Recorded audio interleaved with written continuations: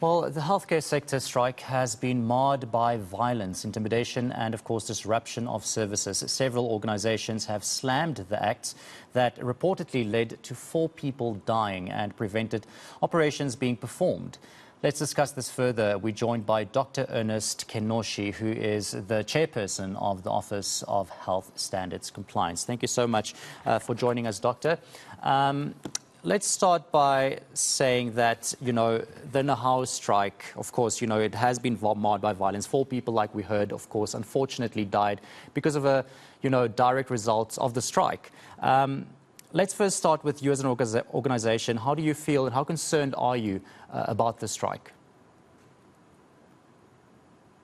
Oh, thank you very much. Yes, I think the strike is of a major concern to most South Africans, and it is also of much concern to the Office of Health Standards Compliance, a body that is that is required by law to be a regulator of adherence and compliance to health care standards and safety to patients and staff, healthcare workers, as the standards directed by the Minister of Health. The Ministry of Health has established this body to ensure the safety and health of our patients, healthcare for our patients at all times. And the strike has shown to have grown violent. I think it is no longer although it's a protected strike, it doesn't look like the Nahau and the unions that are involved in the strike have got control over their members as far as adhering to the agreement that was reached when the strike started. So the violence that we have seen is of major concern to all of us. Now, of course, the government knew about the strike a few days, if not a week, or more than a week in advance. Don't you think there could have been some preventative measures that could have been taken by government before things escalated? Well, we know that there's a dispute over salary negotiations, and that dispute is still ongoing. Negotiations are still ongoing. The strike, as we said, is a protected strike, so Nahau did obtain permission to go on and strike, but it's supposed to be a peaceful strike.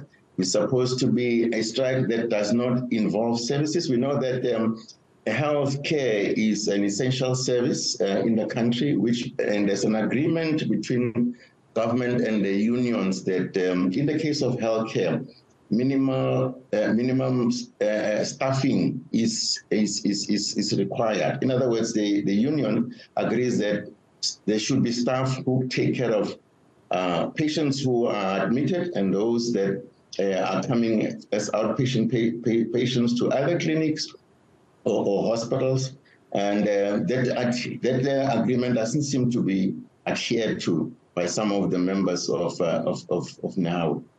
But there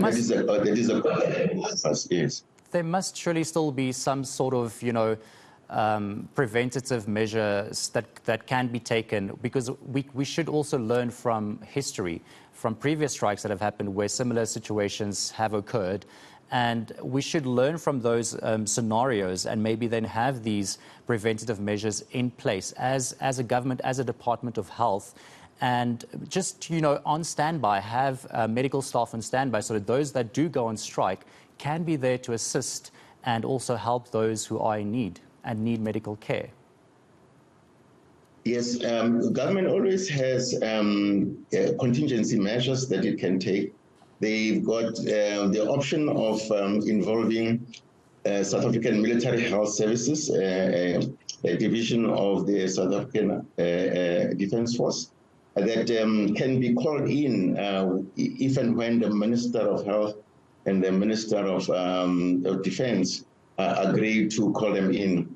I suppose if the strike continues, we know that there's an interdict from Gauteng Department of Health, a court interdict that prevents the strike from going on.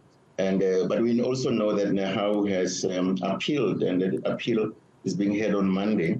So if the strike does go on and the situation continues to deteriorate, I am certain that government will consider calling in the South African Military Health Services.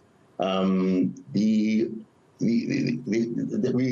assume we should expect the SAPS also to be more active than it has been so far.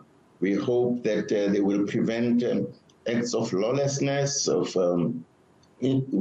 know that the minister has said that some deaths may be due to the hindrance of healthcare to those patients by striking workers. So we know that it's quite a serious matter, and more stringent measures need to be taken at this stage. Yeah, because we can't be risking losing lives because of a strike.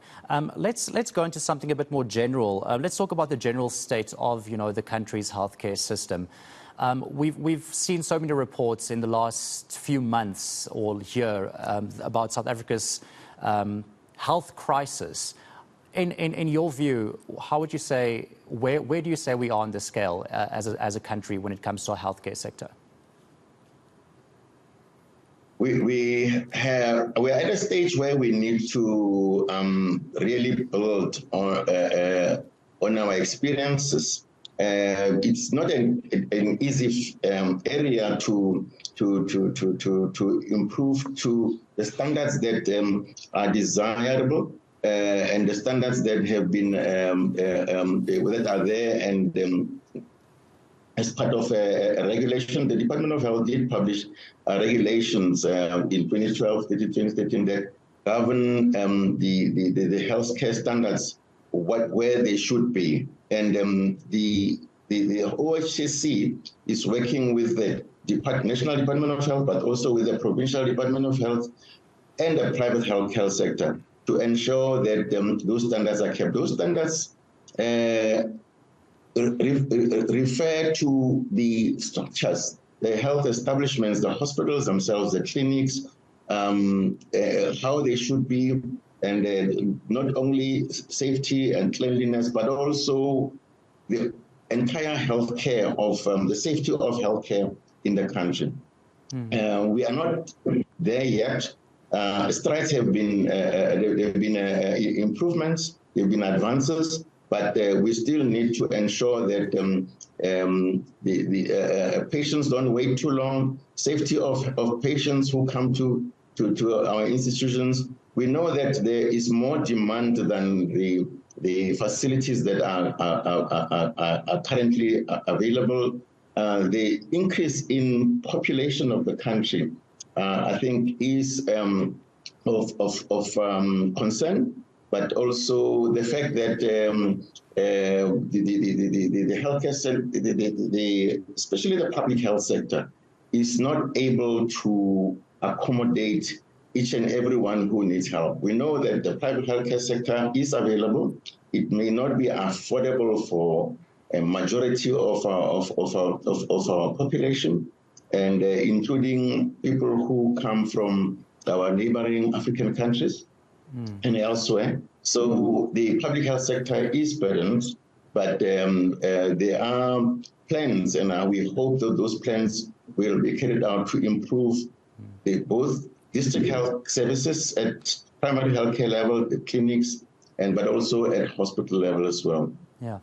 Talking about plans, the Gauteng Health Department, we spoke to them recently as well, and there seems to be this huge backlog when it comes to operations, especially in Gauteng hospitals. I think it's in the thousands, the numbers, if I'm not mistaken. And how do we speed up that process? Because it seems like an impossible task. Yes, I think the demand is just too much for the public health sector. But the private healthcare sector has got capacity. So the private hospitals have got capacity to assist government. Government needs to, and the private healthcare sector, we know, has offered their services. the government needs to talk to the private sector, or they need to talk to each other to reach agreements so that we utilize the capacity that is there in the private sector to take care of the backlogs that are there as we strengthen public health sector. I think there's no other way of doing it except to involve private healthcare sector. But the way it should be structured is the one that needs to be taken seriously. I think private sector and government need to sit down to see how this can be done. It has been done in other countries, and we know that our private healthcare sector has been involved in taking care of backlogs in other countries, and I'm sure that we can do it here at home as well. I think to me, that's the first thing that we need to do. It is available immediately. Let's hope there could be some collaboration there. Unfortunately, that is all we have time for. Thank you so much for talking to us about this situation. Of course, the general state of the country's healthcare system, but of course also the Nehau strike. That's definitely something that we will be keeping you updated on here on eNCA.